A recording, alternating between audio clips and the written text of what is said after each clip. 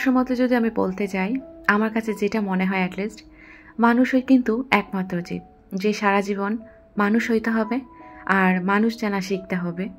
এই কথা শুনতে শুনতে আর বুঝতে বুঝতেই শেষ নিঃশ্বাসের প্রহরে কিন্তু পৌঁছে যায়। আপনার ভাষ্যমতে কি মনে হয় সেটা জানাতে পারেন। Good morning and hello everyone, আসসালামু আলাইকুম। Welcome back to my channel beauty blogger Suborna. আমি সুবর্ণা বলছি চট্টগ্রাম থেকে। যেখান থেকে বসে আমার আজকের এই ভিডিওটা দেখছেন না কেন, আমি আশা রাখছি আপনারা সকলে সুস্থ আছেন, ভালো আছেন এবং নিরাপদে আছেন। আমরা আলহামদুলিল্লাহ পরিবারের সকলে ভালো আছি। আর যদি কেউ অসুস্থ থেকে আমার আজকের এই ভিডিওটা দেখে থাকেন, তো তাদের সকলের সুস্থতা কামনা করে আমার আজকের এই ভিডিওটা দেখার আমন্ত্রণ জানাচ্ছি। নতুন নতুন অনেক আপুরে আমার চ্যানেলের সঙ্গী হচ্ছেন, তারা আমার ঘর সম্পর্কিত অনেক কিছু জানতে চান। আসলে তাদের অনেক বেশি প্রশ্ন, আমি এটা কোথা থেকে কিনেছি, এটার প্রাইস কত, ওটা একটু দেখতে চাই। তো আজকে চেষ্টা করেছি কিছু আপুদের রিকোয়েস্ট নিয়ে হাজির হওয়ার জন্য।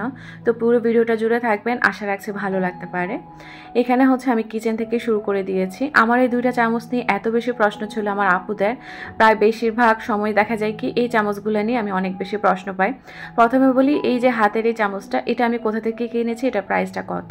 তো ওই চামচটা আমি দারাজ থেকে কিনেছি। আমি বেশিরভাগ ব্লগে দেখা যায় বলে থাকি, তবুও নতুন নতুন আপুরা অ্যাড হচ্ছেন, তারাই বেশিরভাগ এই প্রশ্নগুলো করে থাকেন।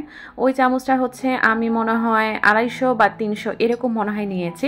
এখন একটু দামটা কমেছে এবং বেশিরভাগ অনলাইনে পাওয়া যায়, দারাজে তো পাবেনই।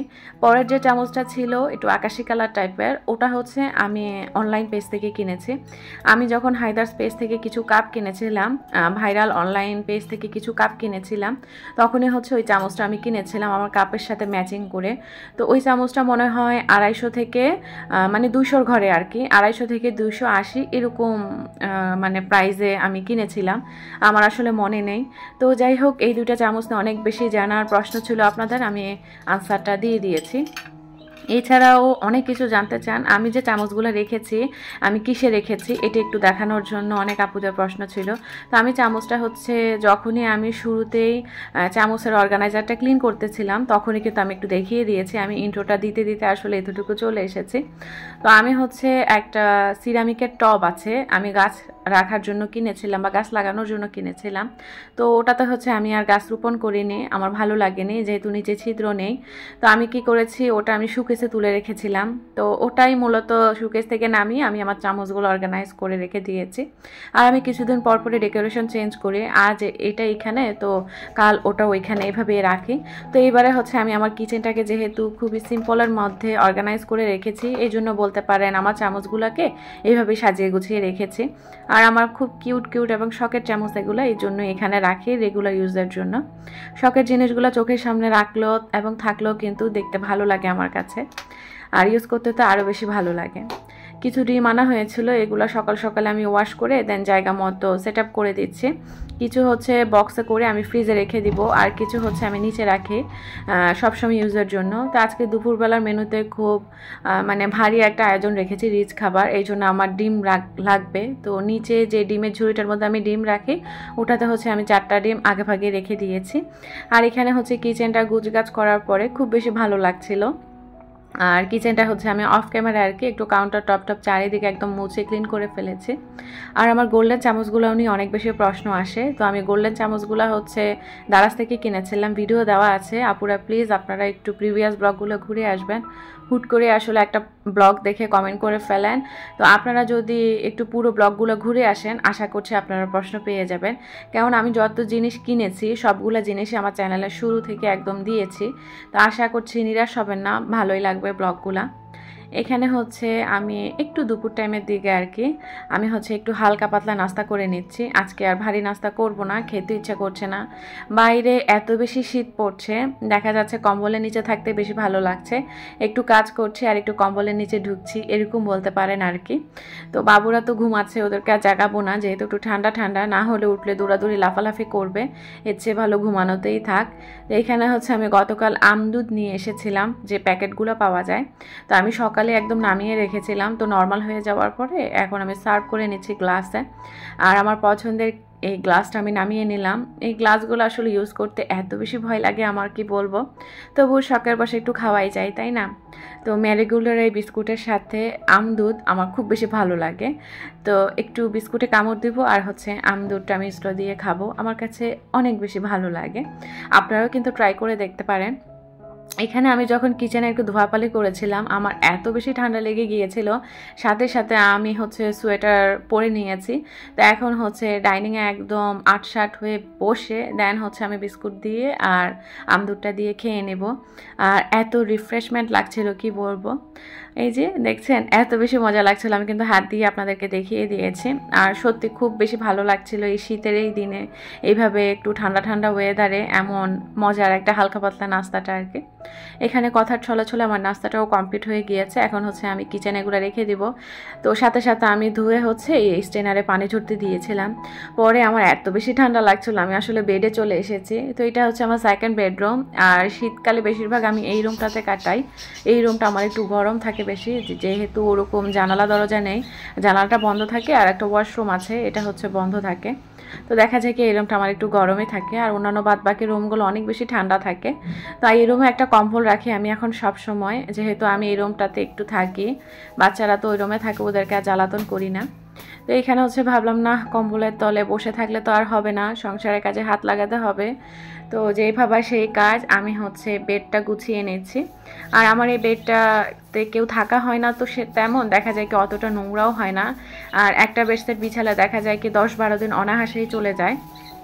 তো এবার একটু বেশি দিনই রেখেছি, কেননা এবারে বাচ্চারা যেহেতু আমাদের সাথে শোয়, এই বেডটা ওরকম ইউজ করা হয় না। আমি ফাঁকে ঝুঁকে হচ্ছে শুয়ে থাকি, বা আমার বাচ্চারা হঠাৎ হঠাৎ যদি ঘুমিয়ে পড়ে বেডে খেলতে খেলতে, তখন হচ্ছে এক হিসাব। তো এই জন্য আর চেঞ্জ করলাম না। একবার ভেবেছি আজকে চেঞ্জ করে নতুন একটা বেড বিছিয়ে দিব, পরে ভাবলাম যে না থাক, এবার আর বিছাবো না, আরও কয়েকদিন থাক। তো যাই হোক, আমার হচ্ছে বেডটা গুছানো হয়ে গিয়েছে। আর ওই যে কম্বলটা আমি এতক্ষণ গায়ে দিয়েছি, পাতলা কম্বলটা, এটা পাতলা হলেও এত বেশি কি বলবো। তো এটা গুছিয়ে হচ্ছে আমি খাটের পিছন দিকে করে আমি রেখে দেব। ভিডিওর এই প্রান্তে একটা কথা বলতে চাচ্ছে, ভিডিওটা যারা দেখছেন তারা চাইলে প্লিজ ভিডিওটার মধ্যে ছোট্ট একটা লাইক দিয়ে আপনার যতটুকু ইচ্ছে আপনি কন্টিনিউ করবেন। যদি ভালো লাগে তাহলে সাবস্ক্রাইব করবেন, ভালো না লাগলে তো কিছু করার নেই, আনসাবস্ক্রাইব করেই ফেলে রাখবেন। আপনার ভালো লাগা অবধি কথা আর কি, এটাই। আর হ্যাঁ, ভিডিও রিলেটেড কোনো মতামত বা মন্তব্য জানতে চাইলে প্লিজ ভিডিও নিচে কমেন্ট বক্সে কমেন্ট করে জানাবেন। আপনার মূল্যবান মতামতটা আমার কাছে অনেক অনেক বেশি গুরুত্বপূর্ণ। আর নেক্সট টাইম আরেকটা ব্লগ বানানোর জন্য কিন্তু আমি অনেক ইন্সপায়ার্ড হই ওখান থেকে আর কি। আর কথার মধ্যে যদি কোনো ভুল ত্রুটি করে থাকি বা বলে থাকি, প্লিজ আমার আপু ভাইয়েরা ক্ষমা সুন্দর দৃষ্টিতে দেখবেন। এই রিকোয়েস্টটুকু করতে করতে আমার বেডটা কিন্তু গুছানো হয়ে গিয়েছে, সেই সাথে এই রুমের মধ্যে আরও অনেক কিছু আছে, সেগুলো আমি অফ ক্যামেরায় গুছিয়ে নিয়েছি। আর এদিকে হচ্ছে আমি এক গাদা কাপড় চোপড় গুছিয়েছিলাম, সেগুলো হচ্ছে এখন আলমারিতে রাখা হয়নি, সেগুলোও রাখবো। আর এখানে হচ্ছে আমার যে শখের পাতিলটা আমি কিনেছিলাম, প্রিভিয়াস ব্লগটাতে শেয়ার করেছি, অনেক কাপড় এটার প্রাইস জিজ্ঞাসা করেছিলেন, এটা ডিটেলস জানতে চেয়েছিলেন। আসলে একটা ভিডিওতে আসলে সব কিছু বলা সম্ভব হয় না, এই জন্য প্রিভিয়াস ব্লগটাতে আমি চাইলে অনেক কিছু বলতে পারিনি। তো আজকের ব্লগে চেষ্টা করবো এটা নিয়ে একটু ডিটেলস বলার জন্য। তবে আপনারা আমার এই হাঁড়িটা অনেক বেশি পছন্দ করেছেন, সবাই খুব সুন্দর করে তারিফ করেছেন, অনেকে বলেছিলেন যে আপু আমিও কিনতে চাই, তো তোমার কেনার পরে আমি সাহস পেয়েছি, তো খুব ভালো লাগছে। তবে আমার মনে হয় ঢাকা হুমায়ার থেকে যেহেতু এটা আমি নিয়েছি, এই পেজে কিন্তু এখন আর এটা অ্যাভেলেবেল নেই, যেহেতু এটা একটা সময় মানে স্টকে এনেছিল ভাইয়ারা একটা অফার প্রাইসে। তো আমার একটু সমস্যার কারণে ভাইয়ারা এটা হচ্ছে একটু রিজনেবল প্রাইস আমাকে দিয়ে দিয়েছিল, এই জন্য আমি একটু জিতে গিয়েছি। তো এটা হচ্ছে height 8 inch 10 inch with handle, লেন্থে হচ্ছে 8 inch 12 inch with handle, material হচ্ছে বোরোসিলিকেট গ্লাস। আর রেগুলার প্রাইস ছিল হচ্ছে 1580 টাকা, আর অফার প্রাইসে হচ্ছে এটা 1450 টাকা ছিল। তবে আমি একটু কমেই পেয়ে গিয়েছিলাম, সেটা নাই বললাম থাক। আর fire proof milk pan and cooking pan নামে এটা হচ্ছে পরিচিত আর কি। তো আমার এই হাঁড়িটা নিয়ে আমি ডিটেলস বলে দিয়েছি, আপনারা চাইলে অনলাইনে তো এগুলো অ্যাভেলেবেল, চাইলে খোঁজ করে দেখতে পারেন এই রেঞ্জের মধ্যেই এগুলা। আর হ্যাঁ, আমার হাঁড়িটার ক্যাপাসিটি হচ্ছিল 1500 ml। তো আমি আমার হাঁড়িটার সম্পর্কে একটু ডিটেলস বলে দিয়েছি আপনাদেরকে। আশা রাখছি যে বা যারা এতটুকু পর্যন্ত শুনেছেন বা দেখেছেন বা জানার ইচ্ছা ছিল তারা জেনে গিয়েছেন। আর আমি যখন এটাতে রান্নাবান্না করব তখন ইনশাল্লাহ আপনাদের সাথে শেয়ার করব। আপনাদের আসলে অনেক বেশি জানার ইচ্ছা বা দেখার ইচ্ছা যে আমি কখন এটাতে রান্না করব। আমার মেসেঞ্জারে অনেক বেশি কমেন্ট এসেছে এটা নিয়ে। আমার প্রিভিয়াস ব্লগটাতে যুবামণি আইডি থেকে একজন প্রিয় আপু কমেন্ট করেছিল, আপু ডাইনিং চেয়ারের একটা স্ক্রিনশট নেব, একটু ভালো করে দেখাবেন প্লিজ। তো যুবামণি আপু, আমি জানি না তোমার নামটা আসলে কি, আমি এই নামেই ডাকছি যেহেতু এই নামে আমার কাছে মেসেজটা এসেছে। তো আমি তোমার জন্য ডাইনিংয়ের এই চেয়ারের ভিডিওটা একটু একটু করে নিয়েছি। আশা করছি খুব ধীরস্থিরভাবেই করেছি, তুমি আসলে স্ক্রিনশটটা নিয়ে নিতে পেরেছো বোধহয়। এছাড়া আমি আমার কমিউনিটি পোস্টে কিন্তু আমার বাসার বা ভিডিও রিলেটেড কিছু ছবি দিয়ে আমি ভিডিও পোস্ট করে থাকি, ওখানেও তুমি মানে চেয়ারের ছবি পেয়ে যাবা হয়তো বা। তো আশা করছি আপু তুমি স্ক্রিনশটটা নিয়ে নিয়েছো। এছাড়াও যদি আরও কিছু জানার থাকে বা না বোঝার থাকে কমেন্ট করো, আমি ইনশাল্লাহ চেষ্টা করব। এছাড়া আরেকজন আপু আসলে আমার ডাইনিংয়ের ফুল ওভারভিউটা দেখতে চেয়েছিল, তো একটু করে দেখিয়ে দিয়েছি। এছাড়াও আমার ডাইনিংটা নিয়ে আমার মাপ ঝোঁকের অনেক কিছু বলেন আপনারা, আপু আপনার ডাইনিং টেবিলটা কতটুকু বা কত ইঞ্চি বা এইসব আর কি। তো আমি কোনো আরেকটা ভিডিওতে ডিটেলস বলে দিব, আসলে এক ভিডিওতে এত কিছু বলা সম্ভব হয় না, আর আমি ভুলেও গিয়েছি সে কবে বানিয়েছি আমি ডাইনিং টেবিলটা। তো আসলে অনেক নতুন নতুন আপুরা জয়েন হচ্ছে, তো তারাই আসলে এই কমেন্টগুলো করে থাকেন। তো আশা করছি আজকে যাদের প্রশ্নের উত্তরটা দিয়েছি তারা হয়তো বা ভিডিওটা দেখলে উপকৃত হবেন, এই আর কি। চাইলে কমেন্ট করে জানাতে পারেন, উপকৃত হলে আমার কাছে ভালো লাগবে আর খুশি হব আমি। এখানে ঘরের সকল কাজকর্ম শেষ করে ফেলেছি আলহামদুলিল্লাহ। আমার খালা এসে আমার ঘরটা মুছে দিয়ে চলে গিয়েছে। এখন ভাবলাম দুপুরের ঝটপট ওয়েতে আজকে রান্নাবান্নাটা সেরে ফেলি। আজকে ফ্রাইড রাইস করবো আর চাইনিজ ভেজিটেবল করব। শীতের এই সিজনে ফ্রাইড রাইস দেন চাইনিজ ভেজিটেবল এসব খেতে কিন্তু অনেক বেশি ভালো লাগে, যেহেতু শীতের এই সিজনে বাহারি রকমের শাক সবজি সব কিছুই পাওয়া যায় বাজারে আর কি।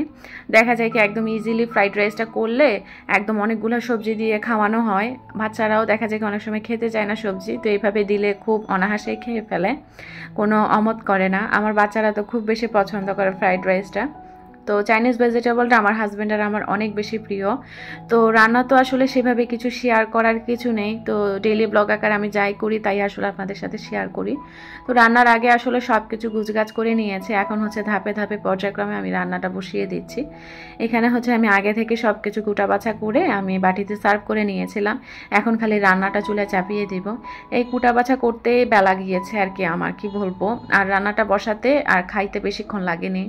তো এখানে আমি একে একে তেল দিয়ে ফেলেছিলাম, তারপর 3টা ডিম আমি লবণ আর একটু গোলমরিচের গুঁড়া দিয়ে স্ক্রাম্বল করে নিয়ে দেন উঠিয়ে ফেলেছে বাটিতে।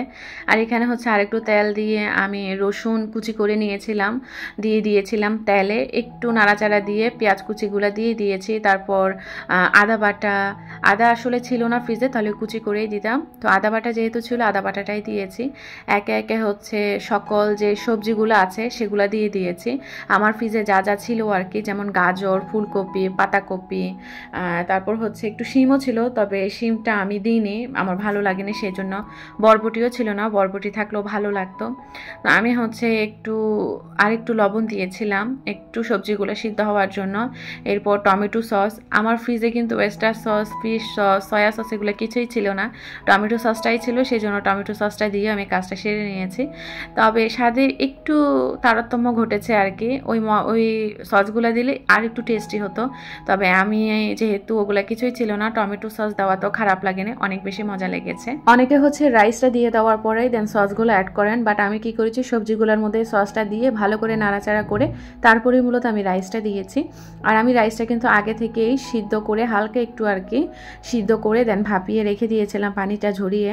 এরপরে মূলত ঝরঝরে রাইসটা সবজিগুলোর উপরে দিয়ে দিয়েছি, আর স্ক্রাম্বল ডিমটাও উপর থেকে দিয়ে ভালো করে আমি নাড়িয়ে চাড়িয়ে দেন হয়ে গিয়েছে আমার ফ্রাইড রাইসটা। মাশাআল্লাহ কি সুন্দর গ্রান বের হয়েছিল কি বলবো। ফ্রাইড রাইসের মধ্যে যত বেশি একটু ওই যে সসগুলো দেওয়া যায় তত দ্বিগুণ স্বাদ বেড়ে যায়।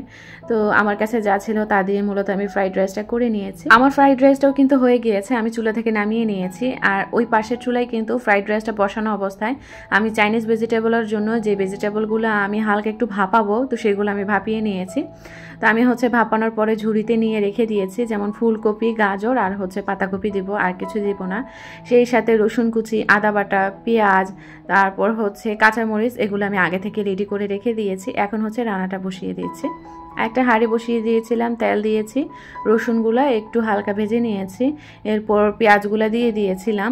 তারপর মূলত একে একে লবণ আর হচ্ছে একটু নাড়াচাড়া দিয়ে একটু গোলমরিচের গুঁড়াও দিয়েছিলাম আমি। তারপর মূলত এই সবজিগুলো দিয়ে দিয়েছি। চাইনিজ ভেজিটেবল সবসময় হচ্ছে হাই হিটে করতে হয়, তো আমার কিন্তু চুলাটা বাড়ানো অবস্থায় আমি করে নিয়েছি। তো এইখানে হচ্ছে আমি কর্নফ্লাওয়ার গুলানো পানিটা দিয়ে দিলাম ভেজিটেবলগুলো দিয়ে দেওয়ার পরে, সেই সাথে সবজিগুলো ভাপানোর পরে যে পানিটা ছিল তো ওটাও হচ্ছে আমি একটু করে দিয়ে দিয়েছি। তারপর মূলত গোলমরিচ ক্রাশ করে দিয়েছি আর কিছুটা পরিমাণ সস দিয়ে আমি নাড়াচাড়া দিয়ে দেন ঢাকনা দিয়ে দিয়েছি, ফুল আছে একটু হতে থাক। আর এদিকে হচ্ছে আমার ডিমের ঝুড়িটা তো ফাঁকা হয়ে গিয়েছে। ফ্রিজের মধ্যে যে ডিমগুলো আমি ওই বক্সে রেখেছিলাম ওখান থেকে 4টা ডিম নিয়ে এসে দেন আবার আমার ওই ঝুড়িটা ফিল আপ করে ফেললাম। এই ঝুড়িটা খালি থাকলে আমার কাছে খুব বেশি খারাপ লাগে। তো এইদিকে হচ্ছে আরও তো আনুষঙ্গিক অনেক ধোয়াপালি বের হয়েছে, সেগুলোও করে নিয়েছি। তো এখন বলতে পারেন একটু রিল্যাক্সে আমি এখন খাবারগুলো সার্ভ করে দিচ্ছি ডাইনিংয়ের মধ্যে। সবগুলো খাবার খুব বেশি মজার হয়েছিল। আর চাইনিজ ভেজিটেবলটা নামানোর আগে একটু আস্ত কয়টা কাঁচামরিচ আর একটু চিনি দিয়ে আমি নামিয়ে নিয়েছি, আর একটু মাখা মাখা ঝোল রেখেছি যাতে ফ্রাইড রাইসের সাথে একটু খেতে পারি। বাসায় চিকেন ছিল না, চিকেন থাকলে ভালো হতো, একটু ফ্রাইড চিকেন করা যেত, এটাই আর কি। আর কিছু সালাদ কেটে নিয়েছি আমি, আমার তো আবার এসব খাবারের সাথে সালাদ না হলে ভালো লাগে না। ফ্রাইড রাইসের কালারটা যেমন সুন্দর হয়েছে, সত্যি কথা বলতে ঝরঝরেও হয়েছে আর খেতে অনেক বেশি মজার হয়েছে। বলতে পারেন 2টা রান্নায় আমার খুব বেশি মজার হয়েছে। আমি যে আবার কাউকে রান্না শেখাতে এসেছি তা না, আমি যা করি তাই আসলে আপনাদের সাথে শেয়ার করছি। আমার আপুরা তো আরও বেশি গুণী আমার থেকে, এটা আমি খুব ভালো করেই জানি। তো এখানে হচ্ছে ডাইনিংটা খুব সুন্দর করে খাবার দিয়ে সার্ভ করে নিলাম, আর এখন হচ্ছে আমাদের খাওয়া দাওয়া করার পালা। আর খাবার খেতে খেতে আজকের মতো বিদায় নিচ্ছি। ইনশাল্লাহ নেক্সট ভিডিওতে দেখা হয়ে যাবে নতুন কন্টেন্ট নিয়ে। সেই পর্যন্ত সবাই ভালো থাকবেন, সুস্থ থাকবেন। আল্লাহ হাফেজ, আসসালামু আলাইকুম।